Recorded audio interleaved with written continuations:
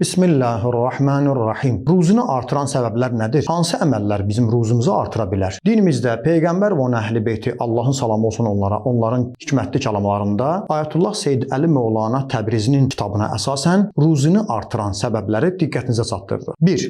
Xoş əxlaqlı olmaq. Peyğəmbərimiz xoş əxlaqlı olan insanın ruzisini artmağından danışır. Husnul xuluq yazidu fir rizq. Xoş əxlaqlı olmaq insanın ruzisini artırır. 2. Qonşularla xoş rəftar olmaq. İmam Sadiq əleyhissalam buyurur. Qonşularla xoş rəftar olmaq insanın ruzisini artırır. 3. Valideyninə yaxşılıq etmək. Bəli, Peyğəmbərimiz buyurur. Hər kəs istəyir ömrü uzun olsun, ruzisi çoxalsın, artsın, ata-anasına baş çəksin, onları axtarsın. Çünki onlara baş çəkmək, onları yoxlamaq Allaha itaat etməkdir. Bu əməl həm ruzimizi artırır, həm də ömrümüzü artırır. 4. Qohumlarla silə rəhm etmək. Əlaqəni daha da düzəltmək, artırmaq, əlaqəni kəsməmək, onları axtarmaq. Bəli, İmam Sadiq əleyhissalam buyurur ki, silə rəhm insanın malını artırır və onu ailənin yanında hörmətli edir. 5. Sədaqə vermək. Bəli, nə qədər bacarırsınız, çox sədaqə verin. Çox sədaqə vermək insanın ruzisinin artmağına səbəb olar. Həzrət əleyhissalam buyurur, nə zaman ehtiyacınız olsa, yəni kasıbçılığınız olsa, ticarət edin. Nə ilə? Sədaqə ilə. Sədaqə verməklə Allah da əvəzində sizin ruzunuzu artırar. Yaxşı niyyət. İnsanın niyyəti həmişə yaxşı olmalıdır. Bəli, qəlbimiz, niyyətimiz həmişə pak olmalıdır. İmam Sadiq əleyhissalam buyurur ki, hər kəsin dili düz danışan olsa, əməli yaxşı olsa, hər kəsin niyyəti yaxşı olsa, Allah onun ruzisini artırar. Bax, İmam Sadiq əleyhissalamın buyurduğuna əsasən niyyətimizin yaxşı olmağı ruzimizi artırır. 7. Yeməyə əyləşməmişdən qabaq əlləri yumaq və yeməkdə qurtarandan sonra yenə də əlləri yumaq. Bunun özü mənəvi cəhətdən təsiri var. Ruzumuzun artmağına belə.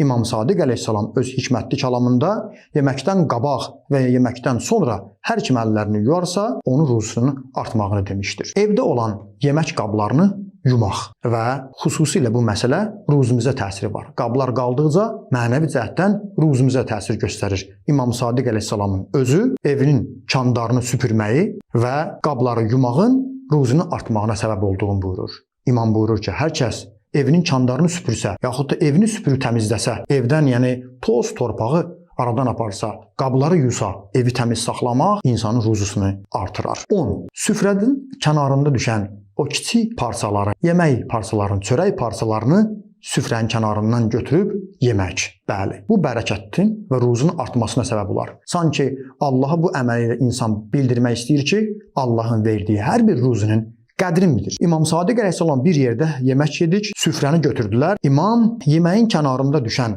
o tikələr ki var, hamısını götürdü və yedi. Sonra bizə buyurdu. Bu iş fəqri, kasıbçılığı aradan aparır və bu əməlin özü müstəhəb savab əməllərdəndir. Təbii ki, əgər orada nəsə bir natəmiz yer olarsa, batıq yer olarsa onu təmizləmək lazımdır. Söhbət təmiz yerdən gedir. Çörəyin tikəsi düşdü qırağa. Götür onu səliqə ilə, qoy süfrəyə, sonra ye. Bax, bu əməl ruzunu artırır. 11. Cəmaatla xoş rəftar etmək.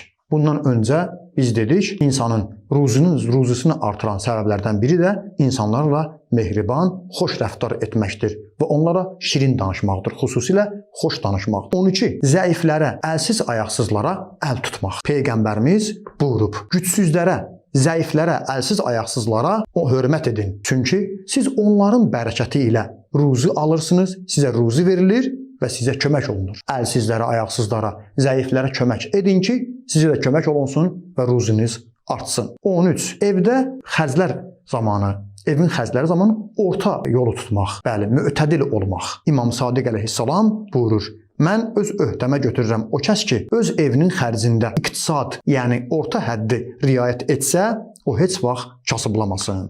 Kasıblıq ona üz verməsin. 14. Əmanətə xəyanət etməmək. Bəli, Allah Taala bəzən o əmanətə xəyanət eləyənin ruzusunu ondan alır. Bu əməl özü çox ağır günahdır. Peyğəmbərimiz buyurur, əmanət və işlərdə düzgünlük ruzunu artırır, amma xəyanət etmək kasıblıq gətirir. 15. Cümə günü dırnaqları və insanın bığların, saqqalda və həmçinin var, onları qıxmaq. Xüsusilə cümə günü bu işi görmək insanın ruzusunun artmağına səbəb olar. 16. Üzüklər barmağa taxmaq. Əqi üzük, yaqut, firuzə. Xüsusilə bu üzüklərin arasında əqi üzüyü sifariş olunmuşdur. Bu üzüyü taxmaq insanın ruzusunun artmağına səbəb olar. 17. Çoxlu istiğfar etmək. Allahdan bağışlanmaq istəmək. İmam Əli əleyhissalam buyurur: Allahdan bağışlanmaq istəyin ki, sizə ruzu verilsin. Günahlar bəzən ruzunun qarşısını kəsir, xeyir-bərəkət aparır. Amma Allahdan tövbə edib günahlara görə istiğfar diləmək, bağışlanmaq istəmək insanın ruzusunu artırır. Və o cümlədən də son zikirlər vardır, namazlar vardır. Onları mən tez-tez deyib inşallah üstündən keçirəm. La havlə və la quvvətə illə billah zikrini çox demək. Evə daxil olduqda salam vermək və Qul huvallahu əhəd İxlas surəsini oxumaq. Hər kəs evə daxil olsa, evin əhlinə salam versin. Əssalamu aleykum. Əgər kimsə olmasa, belə desin: Əssalamu aleyna min Rabbina və İxlas surəsini oxusun. Onun evindən kasıblıq aradan gedər. Ayətəl Kürsi oxumaq, Yasin surəsini oxumaq, hər axşam Vaqiə surəsini oxumaq və digər zikirlər ki var, onları oxumaq insana ruzunu artırar, xeyir-bərəkət gətirər. Son, mömin qardaşını xəlvətdə dua etmək. Çox faydası var. Möminlər bir-birini dua etsin. İmam Sadiq əleyhissalamın hikmətli kəlamında mömin qardaş, möminin haqqında olan, boynunda olan haqlarından biri də onun xəlvətdə dua etməsi buyurmuşdur.